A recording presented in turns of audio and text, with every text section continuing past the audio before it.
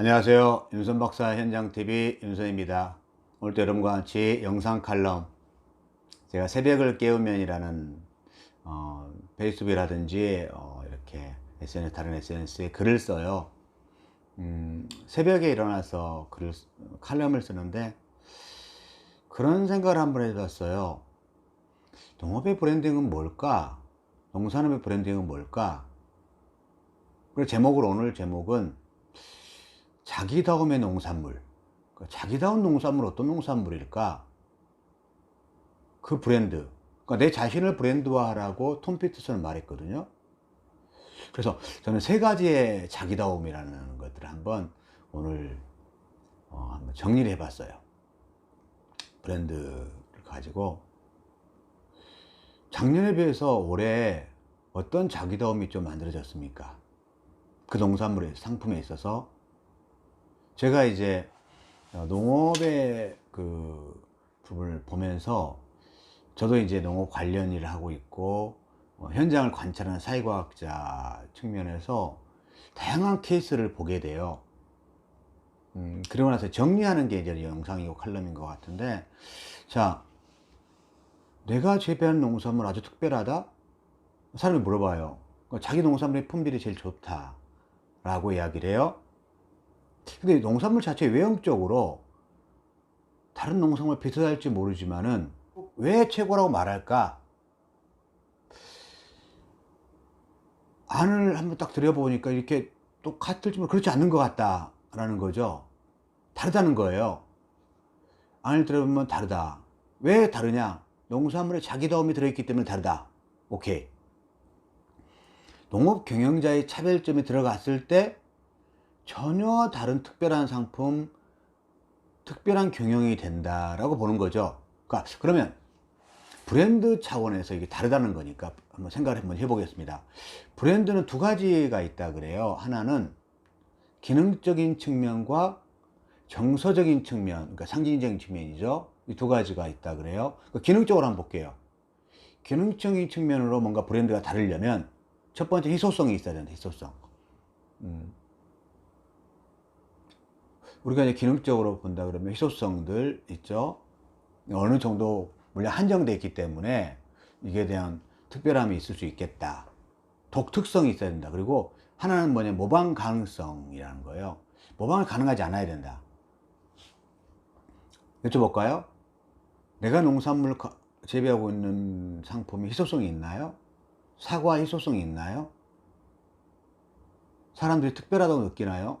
마트에 가서. 두 번째, 독특성. 사과의 맛이 완전히 다른가요? 정말 독특한가요? 독특한 맛과 향이 나나요? 그 일부 있을 수 있죠. 재배 작목의 어떤 기술에 따라서 다를 수 있는 거니까. 모방 가능성이 낮은가요? 내가 새로 진입한 사람들이 재배하기 정말 어려운 건가요?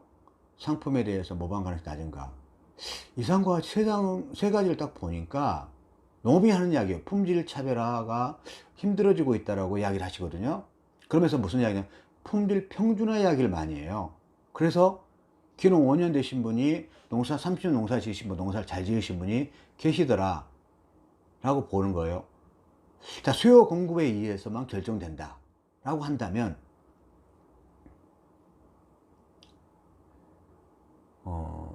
누가 못하게 해야 되는 거예요. 이게 모방 못하게 해야 되는 거잖아요. 근데 농산물은 대부분 비슷한 속성을 가지고 있대요. 그러면서 교육까지 시켜주고 있는 거잖아요. 지금 기술센터 교육 시켜주고 재배 장목 기술 교육 벤치마킹 가게 되고. 그래서 품질의 속성이라고 했던 당도, 색깔, 모양이 점점 비슷해지고 있는 경향들이 분명히 있는 것 같다. 자, 그러면 여기에서 특별함을 찾기가 참 힘들다는 거잖아요. 자, 그러면 두 번째, 다른 측면에서 특별함이 뭐가 있을까? 그런데 이론적으로 브랜드를 이루는 요소가 정서적인 측면, 상징적인 측면이 분명히 들어갔다 그래요. 그 정서적인 측면, 상징적인 측면이 뭐냐 그러니까 6가지로 이야기를 하더라고요. 6가지. 뭐냐면 뭔가 생명력과 생동력이 있어야 된다. 그리고 진화를 해야 된다. 관계와 소통이 있어야 된다. 그 다음에 가치 있는 경험을 해야 된다. 퍼스널리티가 있어야 된다. 차별화가 된다. 뭐 이런 6가지가 이제 기본적으로 그동안의 마케팅이라든가 경영에서 만들었던 정서적인 요소들이라고 이야기를 해요. 농산물은 비슷했지만, 기능적으로는 비슷하지만, 내가 가진 장점과 결합했을 때 고객 입장에서 전혀 다른 농산물이 될 수도 있지 않을까? 라고 보는 거죠. 말을 재배하는 농가는 많아요. 말을 우리나라에 재배하는 농가, 물론 안동마도 유명하고 유명하죠. 근데 저는 누구를 알고 있냐면 지금의 황진이 농장을 알고 있어요. 왜 하면 황진이 농장, 그걸 뭐 주산 단지도 아닌데. 왜요? 계속적으로 소통을 하고 있었거든요. 아까 정서적인 측면, 상인적 측면에서 마에 대한 이야기를 계속 SNS에 올렸거든요. 그러니까 제가 알고 있는 거잖아요. 두 번째, 와인 하면 떠오르는 게 누구냐면 예산 은성농원이에요. 와인 계속 진화했거든요. 그분을 보면, 제가 처음 갔을 때 벌써 10년 가까이 되는데 진화하고 있었던 게 보였거든요. 뭐 생동감이 있었어요. 거기 가보면. 그러니까 제가 느끼는 거 개인적인 느낌이고요. 세상에 블루베리 많아요. 근데 저는 자연재배, 뭔가 가치 있는 농업을 만들면서 뭘 하고 있는 거, 저는 물론 다른 농장도 많지만 제일 먼저 떠오르는 농장은 지난해 김영일 대표님의 블루베리예요. 그걸 노력하는 게 보이거든요. 물론 또 여러 가지 뭐 소양강 블루베리 제가 많이 친하잖아요. 계속 알기 때문에 그런 일들이 좀씩 퍼스널리티잖아요. 퍼스널리티. 그 사람의 개인의 성향들, 그 다음에 그 사람이 가지고 있는 아이덴티티가 뭔지, 왜 그런 일을 하고 있는지에 대한 문제의식이잖아요. 어떤 방울토마토 시장이 그냥 규모를 많이 늘려가지고 시장으로 출하해서 일반 소비자 먹게 하는 구도 있지만, 또 어떤 사람은 그 방울토마토 가지고 사람이 오게 만드는 구조를 또 하는 경우도 있잖아요. 그 가치를 내가 한 사람을 인정받게 하겠다는 구조고요. 다감농은 제가 굉장히 사례를 많이 들어요. 거기서 마찬가지예요. 단감 잘 만들었어요. 만들어가지고, 근데 만들어 시장에 출하하면서 뭔가 소득도 되고 하고 있는데, 결국은 뭐예요? 한면 농장에 와봐야 되는, 그래 내 고객이 되는 거다. 내 가치를 알아려면 나의 퍼스널리티도 알아야 되고, 그렇게 보는 거죠. 그래서 어떻게 해야 될 거냐에 대한 문제, 사학깡패 제가 정말 좋아해요. 4년 만에 6만 명 오게 만들었던 게, 지금 코로나 상황 때문에 어렵긴 하지만 또 다른 변화를 하고 있죠. 진화했거든요. 근데 거기도 마찬가지예요. 와가지고 귀농 이제 4년 5년째 하였었는데, 사과깡패란 브랜드를 만들었잖아요. 규모도 적지 않아요. 10,000평, 15,000평 사과농사 지르니까요. 근데 똑같은 규모의 생산만 해서 넘기는 문제가 아니라, 어떻게 하면 내 브랜드를 만들 거냐. 사과농장을 다 돌아보고 난 다음에 내린 결론, 기존 농업과 차별화 시켜야 된다. 근데 이 생산 측면의 차별화가 어렵다. 그럼 나는 생산 측면을 차별화 시키면서 어떻게 다른 가치 영역에서 차별을 만들어낼 거냐를 찾은 거잖아요. 지역의 접근성이 가깝다. 경기도 포천이니까 서울 근교잖아요. 그럼 그 접근성을 가지고 강점을 어떻게 활용할 거냐. 체험을 하자. 사람 오게 만들자. 그러면 오게 만들려면 어떤 사과를 재배해야 되냐. 그리고 또 많이 따먹게 하기 위해서 미사과를 하자. 지난해 왔던 사람들이 내 똑같은 걸 하고 있으면 실망하잖아요. 그래서 진화를 하는 거예요. 변화를. 복농원도 마찬가지죠.